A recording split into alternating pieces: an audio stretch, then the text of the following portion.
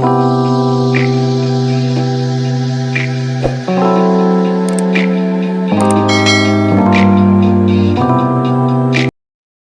everybody, what's going on? I am Jamie Dawn, your evolutionary, revolutionary astrologer, bringing you your celestial wisdom for the week of May 1st through the 7th of 2023. And this is a huge week here. We have another full moon, and this is an eclipse, and it is a full moon in the sign of Scorpio. This is our last full moon in this series as far as the nodes of the moon goes.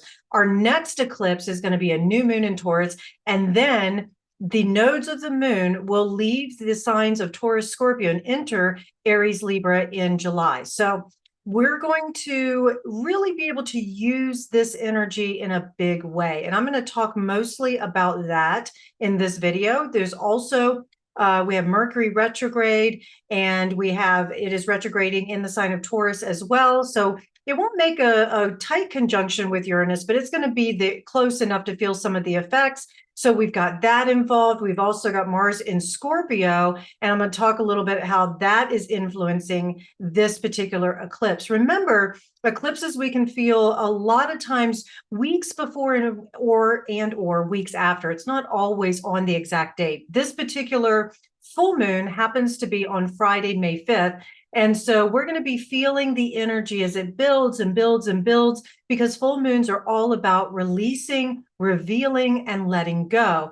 And with this being an eclipse, eclipses usually mean finality. Usually means whatever we're releasing, we can finally set it down. We can finally let it go. Doesn't mean that we won't still deal with life, because everything in life is just ongoing. But what we may find is that we're wrapping up all of a particular theme, if you will, so that when something shows up in a different way in the future, we approach it with this new awareness and this wonderful healing process. With the signs of Taurus and Scorpio, I've mentioned this in my video last week, and I'll keep reminding us, but this has been about deep, deep healing work, learning to build trust back in ourselves, trust in our relationships, trust in our bodies, trust in our systems, such as the system of food, if you will, our physical systems, trusting our senses, being able to also trust our intuition. Scorpio is a very psychic sign, and we all have the ability to tap into our psychic nature, intuitive nature. Taurus is very much intuitive because it's about the body. So we're learning how to be more intimate with ourselves, with trusting ourselves and each other. This eclipse has us wrapping up themes that began in January of 2022 and bookends this new moon theme that was in October of 2022. So think back to some of these themes. What was happening at the beginning of 2022? And then October, what other theme may have popped up at that new moon, because the full moon is going to give it sort of this closure, if you will. So you've been wrestling around with a particular issue around intimacy of any sort, not just sex, not just romance, could be just intimacy in the sense of being vulnerable, and intimacy in being able to get really strongly bonded with maybe a mission you have, or a project, or a boss, or coworkers, whatever. It could show up in many different ways. This is an opportunity to be able to see some closure to it. Also, this is a very fertile full moon. So many of you, if you were looking to get pregnant, this is a great time to have sex. So there you go. You have permission. Something else to keep in mind. I mentioned Mars being in Cancer. Cancer is a water sign. Scorpio is a water sign. Now, Mars is the traditional ruler of Scorpio. The moon is ruled by Cancer. That means that these two planets are in receptive signs, mutual reception. So both of them are at fall also in these signs. So think of it this way: when you have mutual reception, it's like the planet is the guest of the house, right? And so the Mars is taking up residency, doing an Airbnb, if you will, in the sign of Cancer, and the moon is doing the same thing in the sign of Scorpio. And so they're sharing each other's domiciles, if you will. And they're in their fall, which means they're not at full strength. It means also they can create a little bit of issues when they're maybe not behaving at full strength, but because they're in mutual reception, they could be helping each other out. So they may not be I'll equate it to, let's say, going to the gym. You might have two people who are very weak and not able to lift heavy or do some of the exercises correctly, things like that. And they catch each other's eye at the gym and they go, hey, let's work out together and support each other so that we can get better and stronger with what we want to do. But we have a common goal.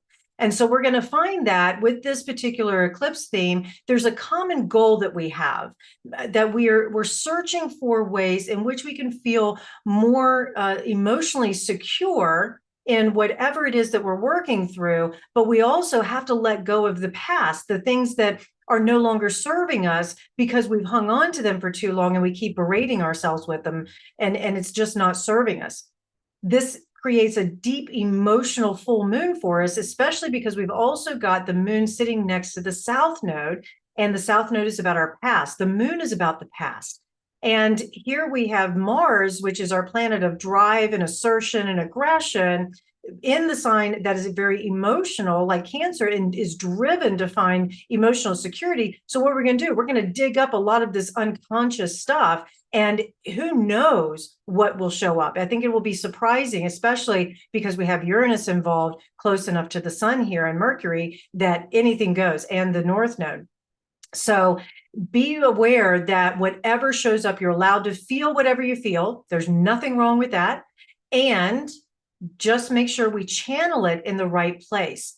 This could become a tsunami if we're not careful. There's water everywhere, and intense emotions have to be released, and they can be triggered. They can trigger us to feel defensive.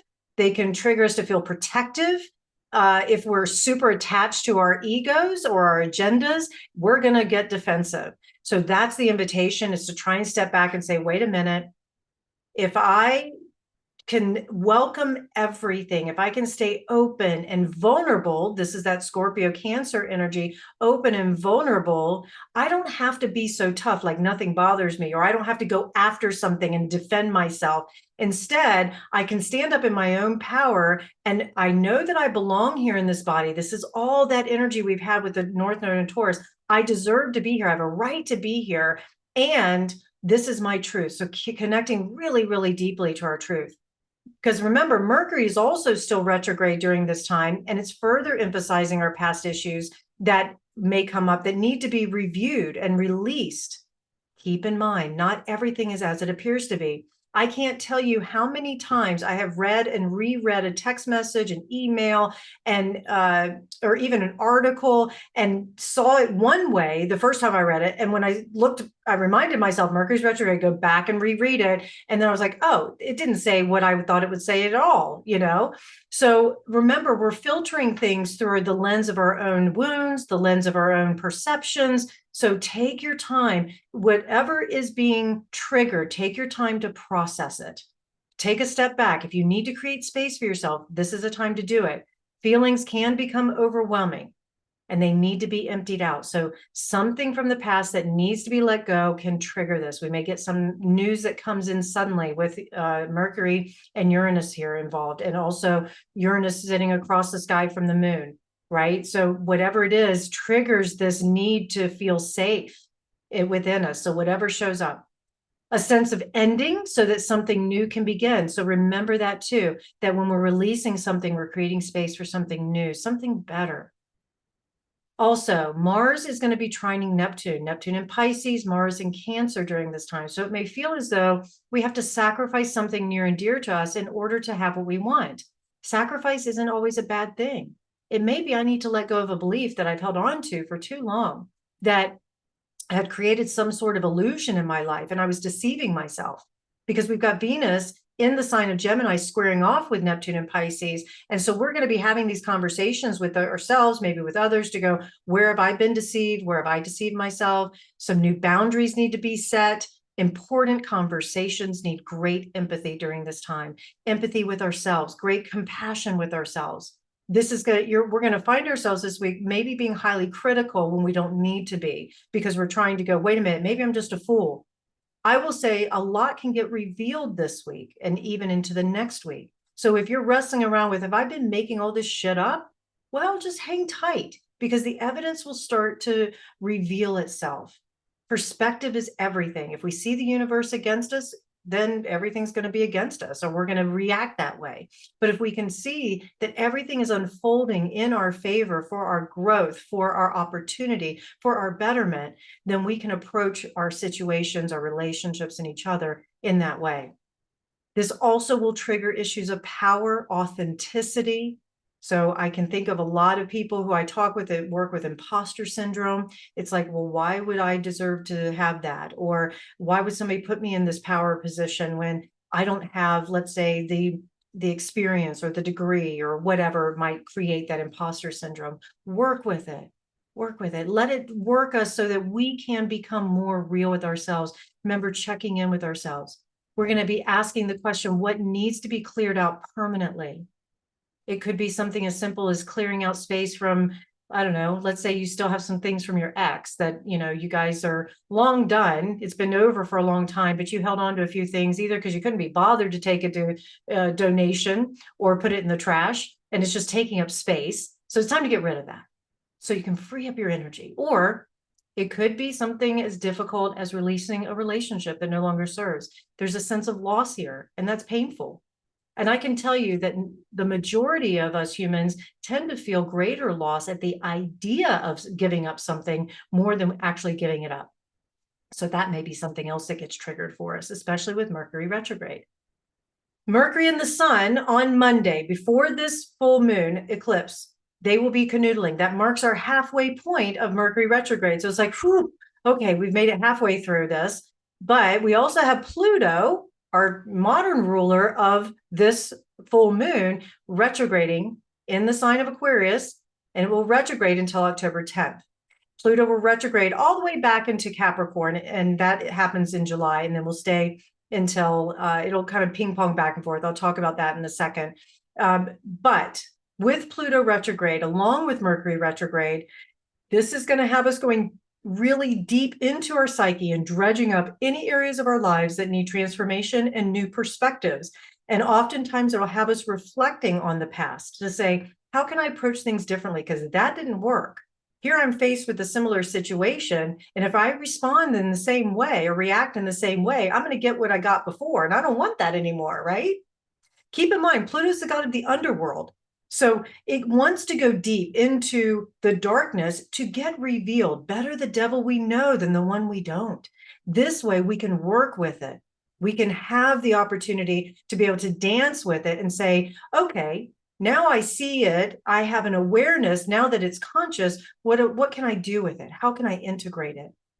So I mentioned Pluto's going to be dancing around Capricorn and Aquarius. So it only retrogrades back into the 27th degree of Capricorn. So the very late degrees, 27, 28, 29 of Capricorn will be touched intimately, but we're still going to feel some of the effects.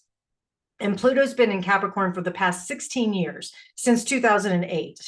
So those of us who have major Capricorn influences in their chart, you felt the effect of Pluto, and now on a very deep and penetrating level, it's just going deeper. And it's there just to slough off some of the last bits. Now, Aquarius, which is where Pluto is right now, and then we'll jump back into next year in January. We've had a little taste of it. There's a lot of talk of AI, and there's a lot of talk of this technology and science that's coming up and things like that. Well, Aquarius energy will continue to run in the background, but we probably won't get the full effects of it until Pluto moves permanently into the sign of Aquarius to settle in for a few years. And that doesn't happen until 2024. So we get to continue to look inward at our shadow, at the things that have come up for us, to surrender, to let go, to embrace what is true now. We're looking again at integration of the shadow, the taboo, the things that have come up for us that have created shame, fear, worry, guilt. This is perfect timing because it leads us into this full moon, which is all about letting go of the past. And the integration requires radical acceptance. It requires remembering that at any moment we have a choice and that we can't change the past. We can just integrate it by accepting it, doing forgiveness if that's what we need to do, and saying, you know what? What lessons have I learned? That's how the past serves us. What have I learned? We're going to be asked to continue to surrender to the things we don't have control over, letting go of trying to have power over anything, and learning how to align with our truth so that we can have power within, not against something, but to be able to say, this is what I'm standing up for, not standing against. We're going to be energized when solutions to the past issues can show up here. Help comes from out of nowhere. I truly believe that if we're looking for it and we're asking for that help, it will arise. I have a belief about angels. If you don't believe in them, then don't take this. But I believe that our angels want us to call upon them, like our ancestors do, to help us. So call upon the angels. They can't interfere, but if we ask, they will help. This, again, is about aligning with our inner truth. So definitely pay attention to that. This represents some very potent turning points where more personal growth and consciousness requires the identity has to come off. It's like shedding of the skin, the phoenix rising from the ashes. This way we can have this new, stronger way of being. These are very rare times, and yet we're prepared, we're ready. Do the personal work, remove the blockages so that we have the ability to receive higher inspiration both before and after this time. This can help us become even better versions of ourselves so that we can show up for the people and the relationships and the experiences in life that we crave so deeply for. All right, you guys, I hope this helps. Please like, subscribe, share, comment. Come find me at jamiedawn.com. I want to support you however I can, and I look forward to hearing from you guys anytime. Take care.